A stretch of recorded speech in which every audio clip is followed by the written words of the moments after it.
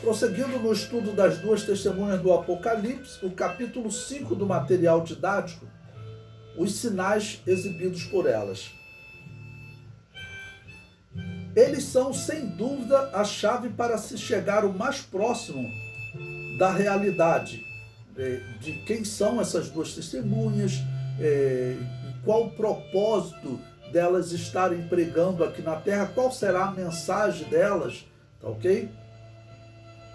Estes sinais têm grande semelhança com os sinais manifestos por santos do Antigo Testamento, o que pode indicar um retorno delas à Terra ou simplesmente homens que teriam poder semelhantes àqueles homens de Deus. Então, colocando até as duas possibilidades que foram tratadas no tópico anterior. Neste capítulo não citaremos nomes com a intenção de evidenciar que as duas testemunhas seriam estes ou aqueles homens de Deus. Faremos apenas um paralelismo para nos ajudar a responder a pergunta do último capítulo. Número 1. Sairá fogo das suas bocas. Em Apocalipse capítulo 11, versículo 5. Vamos ler essa referência que diz: E se alguém lhes quiser fazer mal, fogo sairá da sua boca e devorará os seus inimigos. E se alguém lhes quiser fazer mal, importa que assim seja morto. Fogo normalmente é símbolo de juízo. Elias literalmente usou fogo para punir os homens, aqueles soldados que vinham prendê-lo, né? Fogo foi usado para consumir aquele soldado. Mas o provável é que o fogo que saia da boca das duas testemunhas seja simbólico, como era o fogo que saía da boca de Jeremias. Em Jeremias capítulo 5, versículo 14, diz: Portanto, assim diz o Senhor, o Deus dos exércitos, porquanto disseste tal palavra, eis que converterei as minhas palavras na tua boca em fogo, e a este povo em lenha, e eles serão consumidos. Então, ali era um símbolo, né? Em Jeremias, a palavra que ele falava era a palavra de uma autoridade que o povo seria consumido, ou as argumentações daqueles que contradiziam Jeremias. No livro de Jeremias, nós vamos encontrar uma das argumentações foi com as mulheres que seguiam a adoração a Baal, a Astarote, e essas mulheres têm ponto que elas argumentam com Jeremias dizendo: olha, quando nós servíamos aos outros deuses, tudo ia bem para nós, mas você e o rei Josias acabaram com a adoração aos outros deuses, olha o que nos aconteceu agora.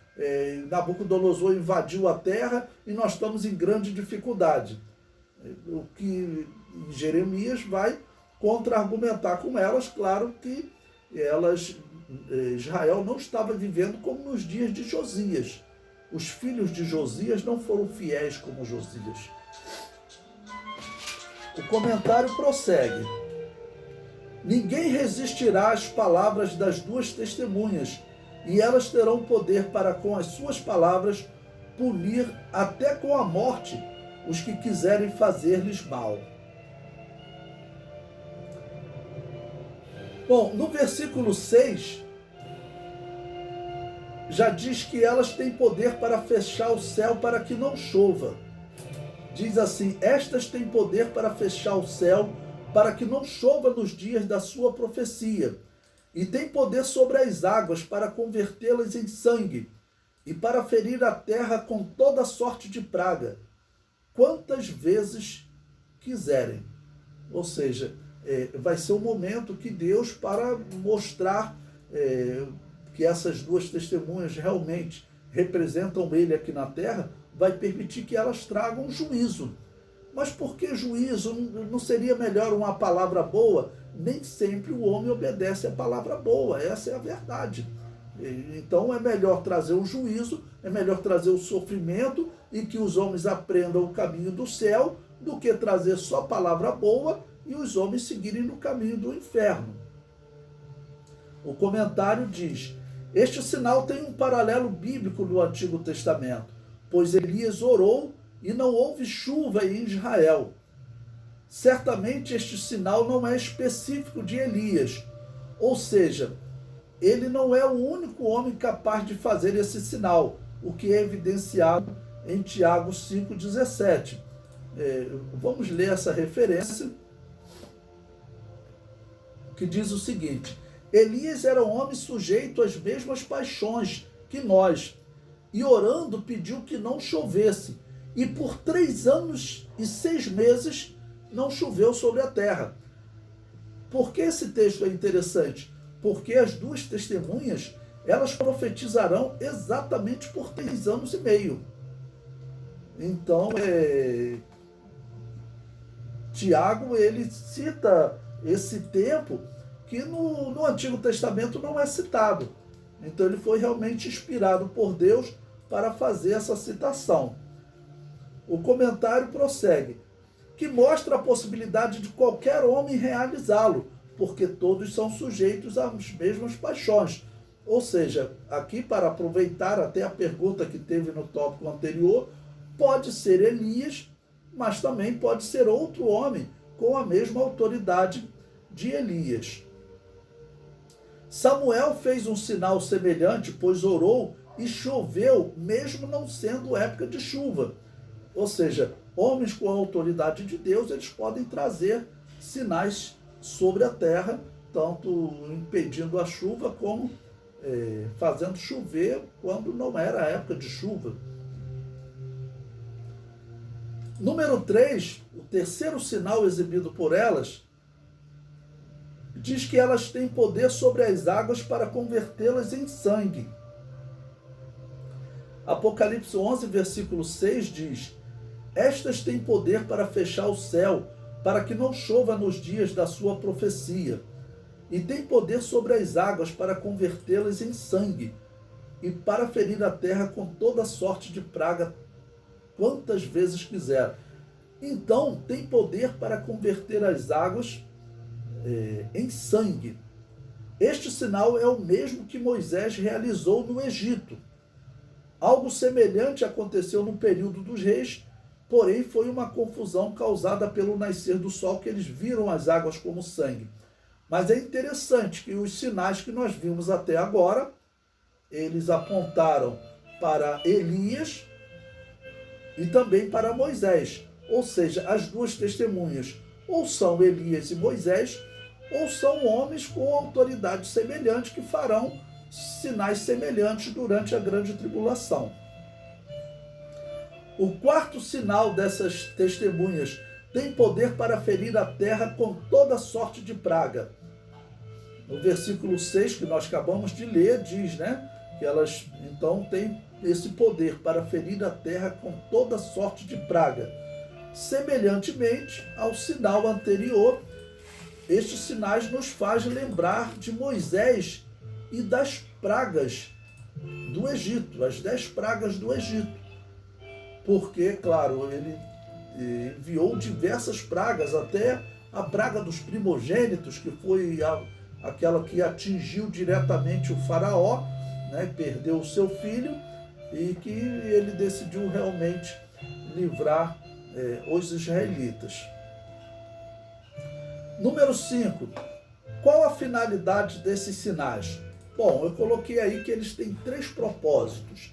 Levar os judeus a se lembrarem do antigo ministério profético, porque quando eles verem esses sinais, eles vão se lembrar de Moisés e Elias. Segundo, punir os homens que aceitarão o reino do anticristo, porque pensa, esses homens estarão profetizando em Jerusalém, onde também serão mortas, Mas estes homens vão fazer esses sinais e vão enviar essas pragas sobre todos os habitantes da terra, que formarão o reino do anticristo, já que, pelo menos no final da grande tribulação, nós vemos que todas as nações estarão aliadas ao anticristo. como efeito da ação de demônios em forma de rãs que saem ao encontro dos reis da terra e consegue convencê-los para a batalha chamada Armagedon. E em terceiro lugar, tornar o reino do anticristo um caos, porque tudo indica que a primeira parte da grande tribulação será um período que o anticristo conseguirá trazer soluções ao mundo, esperando que eles consigam se equilibrar financeiramente, em termos de enfermidade, se livrar, mas, ao mesmo tempo, essas duas testemunhas estão lançando enfermidades. Então vamos colocar uma hipótese aqui. Hoje é dia 12 de agosto de 2021. Infelizmente o coronavírus está aumentando no mundo, né? Eu tive notícias ontem que nos Estados Unidos essa variante Delta está aumentando muito e na transmissão que eles chamam de comunitária, de cidadãos americanos transmitindo para outros cidadãos americanos. Está tendo um aumento de casos nos Estados Unidos, uma referência na vacinação. O mesmo ocorre em Israel, uma referência na vacinação. Também notícias estão chegando da China, a origem do vírus maldito. Vamos colocar uma hipótese que a igreja seja arrebatada agora e durante a grande tribulação continue aparecendo essa Delta. Já existe a Delta Plus, né? Infelizmente o Rio de Janeiro está tendo muitos casos dessa Delta. Já surgiu a Delta Plus e esse vírus que ganhou vida longa, que a ciência antes dizia que vírus de pandemia não deveria ter vida longa, que toda a população deveria ser exposta ao vírus para o vírus não ter mais quem contaminar e assim o vírus morrer e acabava a pandemia. Mas eles fizeram quarentena, mudaram essa proposta que era feita, né, nos estudos antigos, principalmente da gripe espanhola. O vírus ganhou vida longa e ele está se modificando. E a cada momento surge um vírus pior. Então vamos colocar uma hipótese. A igreja foi arrebatada, esse vírus vai se tornando pior. Mas o anticristo, com soluções de vacina, mas as duas testemunhas lançam ainda outras pragas contra o reino do anticristo para torná-lo um caos. Assim será a grande tribulação. Hoje, infelizmente, morreu até uma pessoa muito famosa, que parecia ser uma pessoa muito boa, né? Tarcísio Meira é uma pessoa muito conhecida, é triste. Já tinha até tomado as vacinas, eu não sei se ele tomou a vacina da China, ou a vacina de Oxford, ou a vacina dos Estados Unidos. Tem várias vacinas, algumas vacinas que protegem mais, outras protegem menos. Os meios de comunicação, eles estão trabalhando ocultando informação. Essa é a verdade, ninguém dá estatística. Estatística dos mortos que morreram mesmo tendo sido vacinado com as duas doses. Eles não informam isso. Certamente a alegação é para não causar pânico na população, mas isso não está correto. Tem que dar informação. Eu trabalhei com ciência da informação, eu fui analista de sistemas. Então você tem que dar a informação, porque se realmente a vacina da China, a Coronavac, não está protegendo, as pessoas têm que correr para tomar outra vacina. Eu tomei a AstraZeneca, a minha esposa tomou a vacina da China. Tomara que ela consiga ficar protegida, mas nós tínhamos que ter a informação das pessoas que estão falecendo, ainda que tenha tomado essa vacina. Qual vacina eles tomaram que não protegeu? Será que foi só a idade? Mas os meios de informação, eles estão trabalhando exatamente do jeito que o anticristo vai trabalhar durante a grande tribulação, né? Com mentiras, ocultando informações, e tudo isso é o espírito do anticristo que já está no mundo. Foi uma pena, uma tristeza a morte desse homem, claro, de todas as pessoas que estão falecendo. O comentário prossegue. Os judeus terão muitos testemunhos para se converterem, e os sinais realizados pelas duas testemunhas serão um grande testemunho. pois fará com que eles se lembrem do antigo ministério dos profetas. Então será um grande despertamento para os israelitas.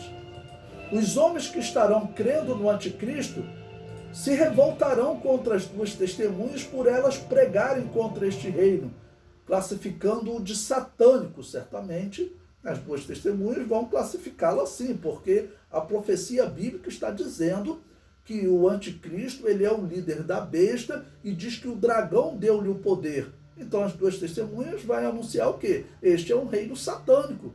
Este homem que vocês estão acreditando, que vocês fizeram aliança, é um ungido de Satanás, ou seja, o Messias de Satanás. O termo Messias se traduz por ungido, né? Então, certamente, elas vão dizer, esse aí é um ungido de Satanás.